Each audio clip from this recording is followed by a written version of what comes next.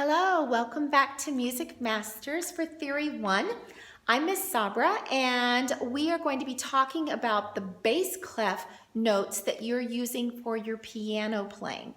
So turn right here and look at the board. You should have already been working on your treble clef. You should have those memorized or pretty close to memorized. Keep working on them. You need to know them by heart. And then down here below the treble clef is the bass clef. I've just drawn the 5 lines for the bass clef, and the 4 spaces are in between the lines. Just like the treble clef has 5 lines and 4 spaces, so does the bass clef. The difference between treble and bass is that treble is all the higher sounds and the bass clef is all the lower sounds. You can think of this as like the mommies and the children and all the small instruments. This is the daddies and all the big instruments with the low voices. They all make their sounds and sing their songs down here in bass clef. So I'm going to show you how to make a bass clef.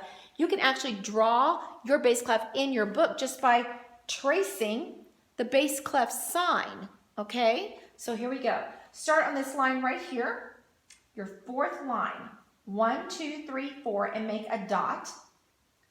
And then you come up and around past that 2nd line, just like that. Now you're going to put 2 dots on either side of this line where your first dot was. See that?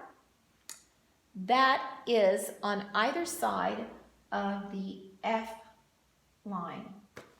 This is not just called bass clef, it's also called F clef.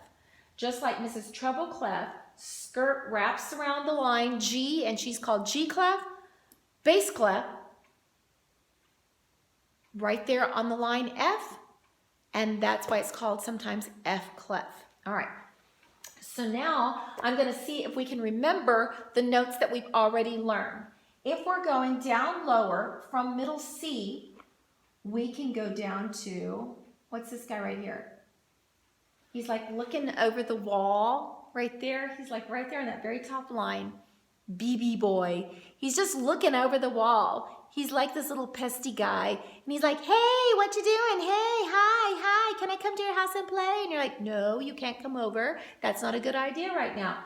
But that's BB boy. He's right there looking over the top. And then right next to him on the line is A. There's A. Now you can trace these, you can draw these on your own piece of paper. If you draw them on your own paper, I'd really love to see them. Take a picture, post it on Facebook for me. Be great. All right, so there's A. And then right here, this space right here is G. And that's as far as you need to get right now. C, B, A, G. That's just like when you made your song for me and you played C, B, A, G to make your song about what do you like on your pizza? Any song you like, you can make it up and you can accompany just going C, B, A, G. It's lots of fun. All right, but for right now, you need to be able to play that in your book. So here's a song that I want you to work on. It's called I'm So Glad I'm So Sad. And at first, you're going to be playing up, C, D, E, 2. Then you're going to be playing with your other hand going down. See how your stems are pointed down? That means you're going to use your bass clef hand. C, B, A, 2. Remember that your thumbs have to share the note C. Neither one of them can be a pig. They have to share the note C together and be all nice about it, okay? Miss Anita is making the videos for the keyboard songs, so I want you to be working on this one. Your hands will take turns. First, your treble clef hand will play, then your bass clef hand will play, then your treble clef hand will play again. See how that works? And you come down here and your treble clef hand keeps playing.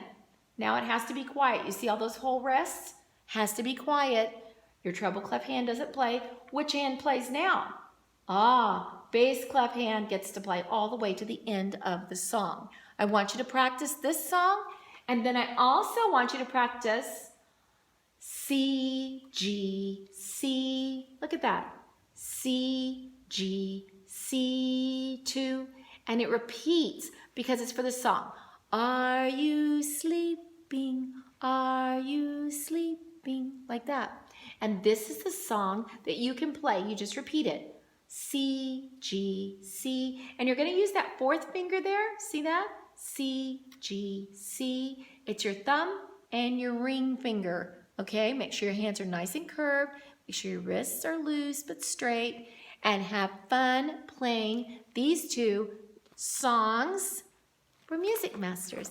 When you get them where you can play them really pretty well, have mom or dad video you and then put it on our Facebook page so we can see you playing. All right, have a great time. Bye.